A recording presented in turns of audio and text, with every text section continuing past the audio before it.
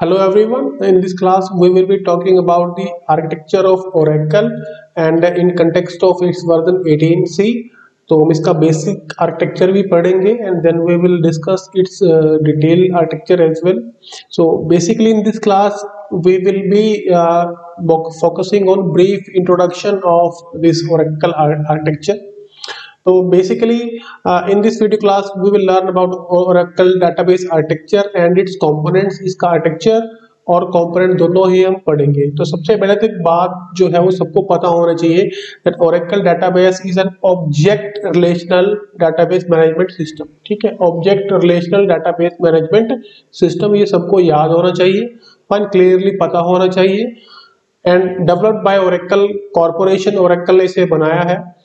इसको हम Oracle RDBMS usually जो है वो इसको बोलते हैं। ठीक है, तो कोई भी आपसे अगर ओरेकल के बारे में पूछे तो you can say it's Oracle RDBMS और basically it's an object relational database management by Oracle corporation.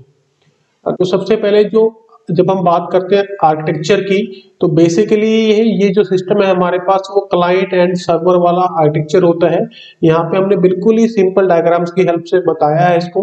तो एक क्लाइंट होता है जहाँ पे यूजर बैठा होता है, फाइन, जो किसी एप्लीकेशन को रन करता है या SQL वगैरह को ऑपरेट कर सकता है, और सर्वर पे उसका बेसिक सारा जो है डाटाबेस बना होता है और उसका जो सॉफ्टवेयर है या जो इंस्टांस है वो यहाँ पे उसका रन होता है।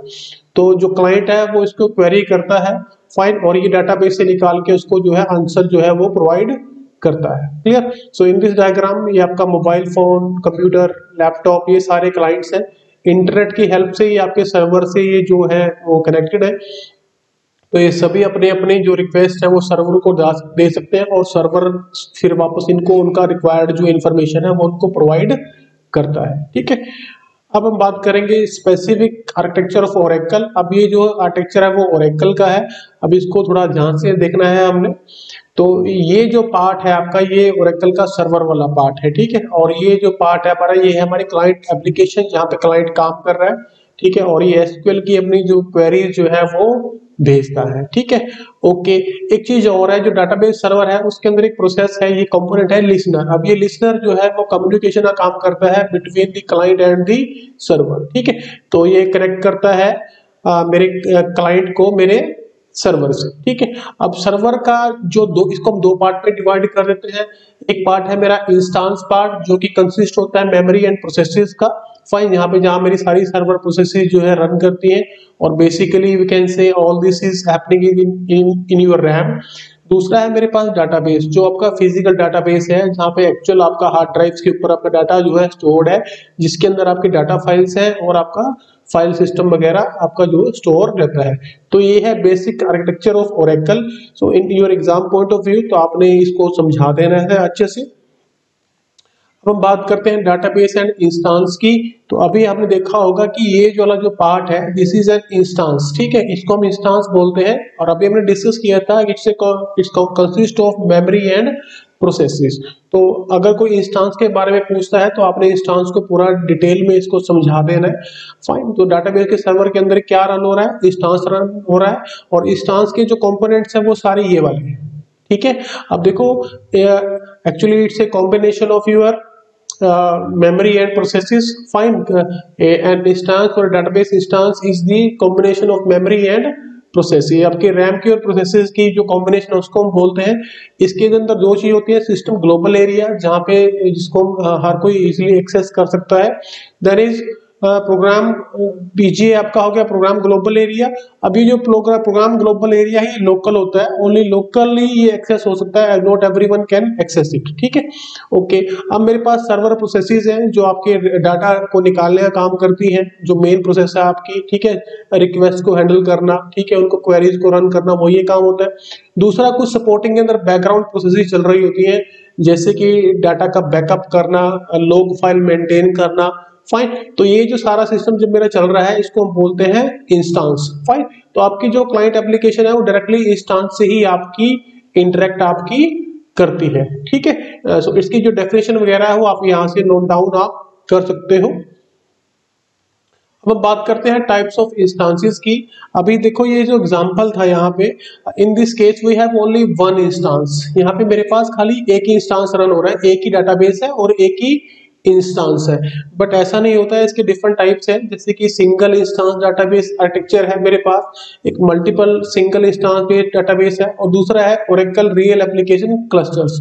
तो जो सिंगल इंस्टांस है उसके अंदर क्या है, आपका एक ही इंस्टांस है और एक ही आपके पास डाटाबेस है, fine.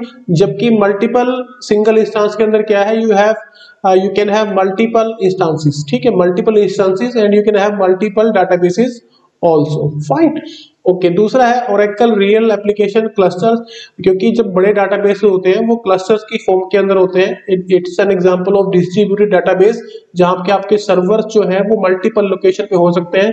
Like one server can be in USA, one can be in Delhi and one can be in England, fine.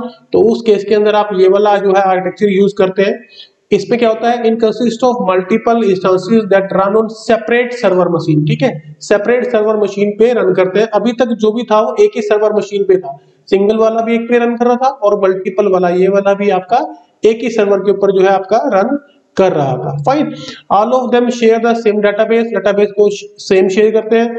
The cluster of server machine appears as a single server on one end end user end application on the other end. ये सबको मान लो कि client को ऐसा लगेगा कि देखो यहाँ पे है क्या, we have 3 servers, but user के लिए वो एक ही है, यूजर को एक ही दिखाई देगा, उससे नहीं पता कि अंदर जो है वो 3 सर्वर चल रहे हैं। और इसका जो फायदा होता है, हमें बहुत फायदे हैं, like highly availability, scalability and high and performance. Performance हमारी बढ़ जाती है क्योंकि जो हमारा काम है वो डिवाइड हो गया है और हमने मोर पावरफुली, क्योंकि अगर एक इंसान की जगह अगर जैसे कि मल्टीपल इंसान काम करेंगे तो काम जल्दी हो जाता है। Similarly if I have multiple server, तो मेरा काम भी बहुत जल्दी हम परफॉर्म कर लेते हैं, उससे मेरी अवेलेबिलिटी बढ़ जाती है, ठीक है, मतलब सिस्टम जल्दी हर टाइम फटाफट काम होता है। स्केलेबिलिटी बढ़ जाती है, लार्ज स्केल ऑपरेशन कर सकते हैं, और परफॉर्मेंस तो मेरी इंप्रूव होती ही होती है। अब बात करते हैं डाटा स्टोरेज इन ओरेकल डाटाबेस। अब ये कौन सा पार्ट है मेरे पास, इसका ये वाला पार्ट, ठीक है, हम बात कर रहे हैं इस वाले पार्ट की। तो इसके अंदर क्या है कि मेरे पास this typically deals with the physical storage structure, कैसे आपका जो डाटा है वो स्टोर होता है, ठीक है। तो एक क्रिएट डाटाबेस स्टेटमेंट से आप इसको आप रन कर सकते हो, क्रिएट करते हैं। इसके अंदर होता क्या है, मेरे पास डाटा फाइल्स होती है जहाँ पे मेरे एक्चुअल डाटा स्टोर है। फिर उसके बाद मेरे पास कंट्रोल फाइल्स होती है, the control files that contain meta data, मतलब मेटा डाटा मतलब information about data, fine. Okay, then we have online redo log files. Log files मेरे पास होती है, जैसे अनडू होता है एक रीडू होता है, तो रीडू की जो लॉग फाइल्स है वो भी हमारी जो फिजिकल जो हार्ड ड्राइव्स है उसके अंदर वो स्टोर रहता है। अब हम बात करते हैं डाटाबेस सिस्टम्स फाइल की। सिस्टम फाइल कौन कौन सी है, तो हमने यहाँ पे बहुत सारी सिस्टम फाइल्स यहाँ पे लिस्ट करी है। जैसे कि मेरे पास कंट्रोल फाइल्स है, ठीक है, पैरामीटर फाइल है, ऑटोमेटिक डायग्नोस्टिक रिपोजिटरी है, पासवर्ड फाइल है, क्योंकि मेरे पास बहुत सारे यूजर होते हैं तो सबके पासवर्ड यहाँ पे स्टोर होते हैं, ठीक है जी। ऑनलाइन रीडू लॉग फाइल्स हैं, आर्काइव्स फाइल्स हैं, फ्लैश लॉग्स हैं, बहुत कुछ बैकअप फाइल्स हैं। तो बहुत तरह की सिस्टम फाइल मेरे पास यहाँ पे अवेलेबल रहती है। अब हम बात करते हैं बैकग्राउंड प्रोसेसिंग की। तो बैकग्राउंड प्रोसेसिंग आपके जो कई बार सिलेबस में भी है और उसके बारे में पूछा भी जाता है। तो बैकग्राउंड प्रोसेसिंग वो होती है जो बैकग्राउंड में रन करती है, यूजर को वो यूजली दिखाई नहीं देती, ठीक है, क्योंकि वो तो इंस्टांस से ही अपना जो है कम्युनिकेशन रखता है। बट ये जो काफी सारी बैकग्राउंड प्रोसेसिंग जो है जो कि चलती ही रहती है और वो हमारी हेल्प करती है to perform our task in an efficient manner. Like first one is PMON. This process monitors that regulates all the other processes. ये सभी processes को जो है वो regulate करती है, ठीक है। And PMON cleans up abnormally connected database connection and automatically restore database instance with listener process. PMON is a process that must be alive in the Oracle database. तो ये मेन प्रोसेस है, ये हमेशा चलनी चाहिए। ये इंस्टांस को भी कंट्रोल करती है, कनेक्शन में भी हमारी हेल्प करती है। तो ये हमारी बेसिक बैकबोन बैकग्राउंड प्रोसेस है जो कि हमारी चलती रहनी चाहिए। सेकंड इज एसमॉन, ठीक है। अब ये होता है सिस्टम मॉनिटर प्रोसेस। ये सिस्टम को हमारे मॉनिटर करती है एंड सिस्टम लेवल के हमारे जो क्लीन अप ऑपरेशन जो है परफॉर्म करती है। इसके जो दो मेरे पास मेन फंक्शन है वो है रिकवरी का, ठीक है, और एक है पावर फेलियर, जैसे कोड डील करने का, फाइन, और टेम्परेरी फाइल्स को भी क्लीन अप करने का ये काम जो है हमारा करती है। दूसरी है मेरे पास DBWN, इसको बोलते हैं डाटाबेस राइटर, ठीक है। अब यही फाइल, यही जो प्रोसेस है जो एक्चुअल के अंदर हार्ड ड्राइव के अंदर हमारा डाटा को परफॉर्म करती है, क्योंकि इनिशियली जो आप काम करते हो वो रैम के अंदर करते हो, ठीक है।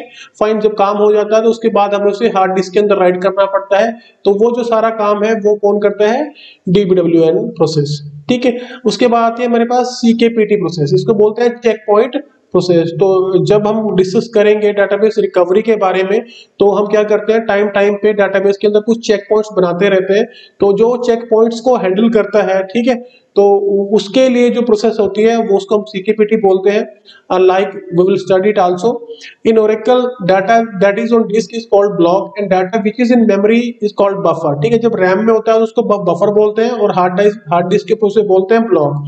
When a block is return to buffer and change, then buffer becomes dirty and it need to be written down to the disk, तो वहां पे से लिखना पड़ता है, हमें हार्ड डिस्क के अंदर से स्टोर करना पड़ता है। The CKPT process updates control and data files header with check point information, ठीक है। अब चेक पॉइंट क्या होता है कि डेटाबेस की जब रिकवरी, ये क्योंकि ये कंसेप्ट हमें तभी ज्यादा क्लियर होएगा जब हम डेटाबेस रिकवरी को डिटेल में पढ़े, तो हम क्या करते हैं, जैसे ही मेरा डेटाबेस रन होता है ना ओवर द टाइम, तो हम छोटे छोटे पॉइंट बनाते जाते हैं जिनको हम चेक पॉइंट्स बोलते हैं। तो वो चेक पॉइंट्स होते हैं, उनकी इन्फॉर्मेशन को उठा के हम जो है सेव करते रहते हैं, और उस सेव करने का काम कौन करता है, CKPT प्रोसेस। अब बात करते हैं LGWR, इसको बोलते हैं लॉग राइटर प्रोसेस। तो जितने भी हम लॉग करते हैं, मान लो लॉग क्या होता है, आपने किसी टेबल को अपडेट किया, कुछ डिलीट किया, कुछ भी परफॉर्म किया, तो हम उस इंफॉर्मेशन को उनको लॉग करते रहते हैं, उसे किसी फाइल के अंदर स्टोर करते रहते हैं, और वो काम किसका है, LGWR प्रोसेस का। तो अब कोई भी ऑपरेशन डाटाबेस के अंदर परफॉर्म करते हैं तो उसको हमेशा लॉग के अंदर जो है वो नोट डाउन कर लिया जाता है, ठीक है। उसके बाद ये है ARCN प्रोसेस, इसको बोलते हैं आर्कीवर प्रोसेस। अब आर्कीवर क्या है कि बैकअप का एक तरह से सिस्टम है, कि मान लो आपकी हार्ड ड्राइव के अंदर डाटा आपने ले लिया है ना, आप उसको लॉन्ग टर्म के लिए आप उसको स्टोर करना चाहते हो, तो आप उसका आर्काइव आप बना सकते हो, ठीक है। और इसके अंदर जो आपके रीडो लॉग्स हैं, आर्कीव लॉग्स हैं, वो सारी की सारी फाइल आप उसको स्टोर कर सकते हो, और किसी भी ड्राइव में, D ड्राइव हो या E ड्राइव हो, वहीं पे इसको स्टोर आप कर सकते हो। देन वी हैव MMON, ठीक है जी, it is manageability monitor process that measure performance metrics. ये आपकी स्पीड वगैरह को मॉनिटर करता रहता है, मेमोरी अच्छे से यूज हो रही है नहीं हो रही है, परफॉर्मेंस आ रही है नहीं आ रही है, उसके बारे में इंफॉर्मेशन जो है ये मेंटेन करता है, ठीक है। देयर इज MMAN, ये मेमोरी मैनेजर है, ये आपकी मेन मेमोरी को मैनेज करता है, ठीक है। Then we have LREG, it's a listener registration process that registers information on the database instance and dispatcher process with Oracle Net Listener। तो ये कनेक्शन में हमारी जो हेल्प करता है, ठीक है, और लिसनर की जो रजिस्ट्रेशन जो प्रोसेस होती है उसको ये कंप्लीट करता है, ठीक है। तो ये बेसिक बातें थी हमारी Oracle आर्किटेक्चर के ऊपर। आप इस आर्किटेक्चर को हम बाद में डिटेल के अंदर भी डिस्कस कर सकते हैं, but this was only brief introduction as part of your syllabus only, ठीक है। So with this, thanks.